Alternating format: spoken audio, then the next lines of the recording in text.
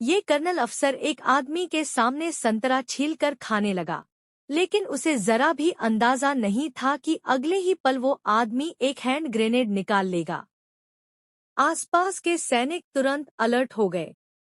तभी सहायक अफसर ने तेजी से हरकत की और आदमी को जमीन पर गिरा दिया।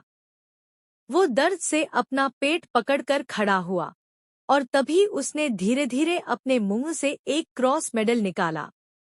ये तो साम्राज्य का सबसे बड़ा सम्मान था। कर्नल ने ये देखते ही अपनी पिस्टल नीचे कर ली और उससे पूछा कि ये मेडल उसके पास कहाँ से आया। लेकिन आदमी बिना किसी भाव के चुपचाप खड़ा रहा। फिर उसने अचानक अपनी बगल से एक पॉकेट वॉच घड़ी निकाली। सहायक अफसर चौंक गया, क्योंकि वो घड़ी तो उसकी अपनी थी। वो तुरंत उसे वापस लेने के लिए आगे बढ़ा, लेकिन सोचने लगा कि आखिर उसकी घड़ी इस आदमी के पास कैसे पहुंची। अगले ही पल वो आदमी अचानक कुएं में कूद गया। सहायक अफसर घबरा गया और तुरंत कुएं के पास जाकर देखने लगा। तभी अचानक एक हाथ बाहर आया। सभी ने मिलकर उस आदमी को खींचकर बाहर निकाला। जैसे ही सहायक अफसर उसे सबक सिखाने के लिए आगे बढ़ा, अगले ही पल वो घड़ी फिर से उसकी अपनी जेब में आ गई।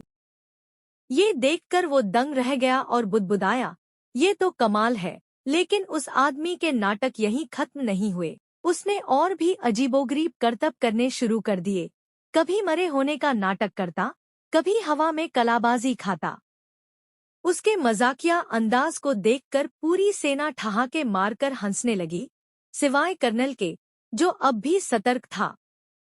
आदमी अपनी पैंट खींचकर कुछ ढूंढने का नाटक करने लगा और फिर अचानक एक अजीब हरकत की, जिस पर सारे जर्मन सैनिक जोर जोर से हंसने लगे।